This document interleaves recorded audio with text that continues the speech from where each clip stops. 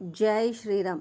హిందూ సోదరి సోదరుల అందరికీ నమస్కారాలు తెలియజేసుకుంటూ ఈరోజు మరొక ఆసక్తికరమైన విషయముతో అయితే మీ ముందుకి వచ్చేసాను.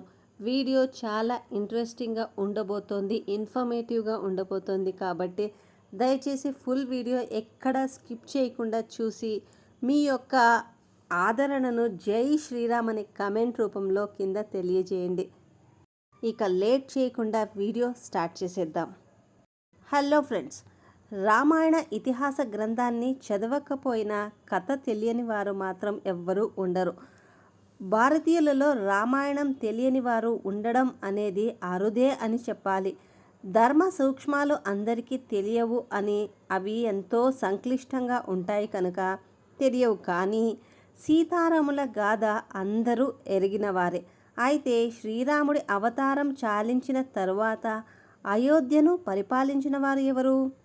సీతారాముల కుమారులు లవకుశులు రాజ్యపాలన చేశారా? సూర్యవంశస్థులైన రాముని వారసులు ఏమి చేశారు? వారసత్వం కొనసాగిందా లేదా? వీటికి మాత్రం అతి తక్కువ మందికే సమాధానాలు తెలుసు. కొంతమందికి మాత్రమే ఉత్తర రామాయణ విశేషాలు తెలుసు. ఈ వీడియోలో రాముని అవతార పరిసమాప్తి తరువాత జరిగిన సంఘటనల గురించి కొన్ని ముఖ్యాంశాలైతే తెలుసుకుందాం.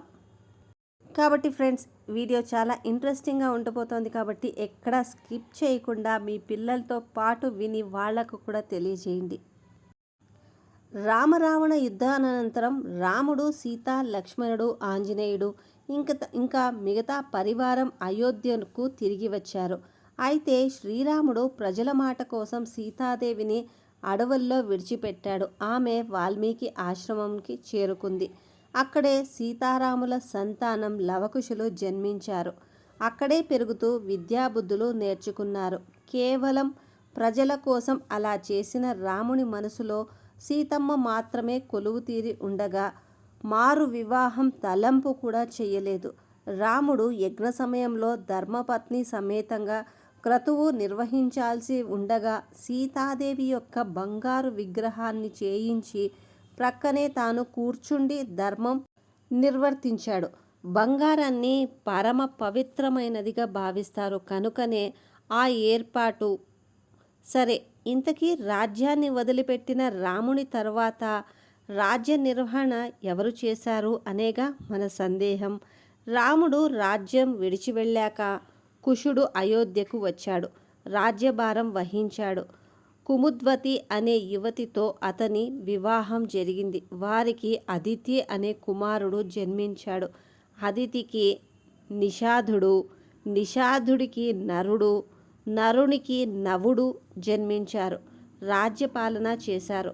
నవుడు తర్వాత కొన్ని తరాలకు బృహద్బలుడు జన్మించాడు. ఇతడు శ్రీరాముని కుమారుడు. కుశుని తర్వాత 50వ తరం వాడని ఇతిహాసాలు చెబుతూ ఉన్నాయి. బృహద్బలుడు మహాభారత కాలానికి చెందినవాడు. శ్రీరాముని వంశస్థుడైన ఇతను కురుక్షేత్ర యుద్ధ సమయాన కౌరవ పక్షాన యుద్ధంలో పాల్గొన్నాడు. కురుక్షేత్రంలో చక్రవ్యూహం పన్నిన సందర్భంలో అభిమన్యుడు బృహద్బలుడు తలపడినట్టుగా మహాభారత గాథ తెలియజేస్తుంది. ఘోర యుద్ధం జరిగాక అభిమన్యుని బాణతాకిడికి బృహద్బలుడు మరణించాడు. శ్రీరాముడి సోదరుడు భరత, లక్ష్మణ, శత్రుఘ్నులకు కూడా ఇద్దరేసి కుమారులు కలిగారు. భరతుని కుమారులు తక్షుడు, పుష్కరుడు. లక్ష్మణుని పుత్రులు చిత్రాంగదుడు, చంద్రకేతుడు. శత్రుఘ్నుని సంతానము సుబాహుడు, సూరసేనుడు. మధురా నగరానికి పూర్వనామము సూరసేన నగరం అనే ఒక కథనం ఉంది. మహాకవి కాళిదాసు రచించిన రఘువంశంలో శ్రీరాముడు తన కుమారుడు లవునికి శరావతి అనే రాజ్యాన్ని, కుశునికి కుశావలి అనే రాజ్యాన్ని అప్పగించాడు. శరావతి రాజ్యం అంటే ఉత్తర భారతం, కుశావలి అంటే దక్షిణ భారతంగా భావిస్తారు. ఈ రఘువంశ గ్రంథములోనే కుశుడు అయోధ్యకు వెళ్ళవలసి వచ్చినప్పుడల్లా వింధ్యాచల పర్వతాన్ని దాటుకొని వెళ్ళేవాడని చెప్పబడింది. దీనిని బట్టి కూడా కుషుడు దక్షిణ భారతంలో రాజ్యం చేశాడని తెలుస్తుంది. కుషిని రాజ్యం దక్షిణ కోశల అని తెలుస్తుంది. దాని రాజధాని అయిన కుషావళి నగరం ప్రస్తుతం బిలాస్పూర్ జిల్లాలో ఉంది. శ్రీరాముని తల్లి కౌసల్యాదేవి జన్మించిన ప్రదేశం కూడా కోసల దేశమే. ఇక ఐతిహాసిక సంఘటన ప్రకారం లవుడు లవపురి నగరాన్ని నిర్మించాడు. ఆపై అది లోహపురిగా పిలువబడింది. ప్రస్తుతం ఆ ప్రదేశమే లాహోర్ నగరం. అక్కడి కోటలో లవుడి కోసం ఆలయం కూడా నిర్మించబడింది. ఆగ్నేయ ఆసియా దేశం లావోస్, లోహపురి రెండూ శ్రీరాముని పుత్రుడు అయిన లవుడు నిర్మించినవే. లవుని తర్వాత తరం వారు గుజరాత్కి తరలిపోయారు అని చెబుతారు. అలా వెళ్ళి మేవార్లో స్థిరపడ్డారు. మేవాడ్ సిసోడియా వంశస్థాపకులు వీరే అని కూడా చెబుతారు. కనుకనే మేవార్ రాజు చిహ్నం కూడా సూర్యుడే. లవుడి తర్వాత వంశం వారే రాఘవరాజ పుత్రులు అని చెబుతారు. వీరిలో బడగుంజస్, జయాస్, షిక్వల్ అనేవారు ప్రసిద్ధులు. రెండవ శాఖ సిసోడియా రాజవంశీకులు. వీరిలో గేషల్, గెహ్లాట్లు ప్రసిద్ధులు. కుషుడు స్థాపించిన కుషావతి రాజ్యవంశీకులు ఛత్తీస్గఢ్ రాష్ట్రంలో బిలాస్పూర్ జిల్లాకు చెందినవారు. ఈ సామ్రాజ్యం తూర్పు దిశగా కూడా విస్తరించింది.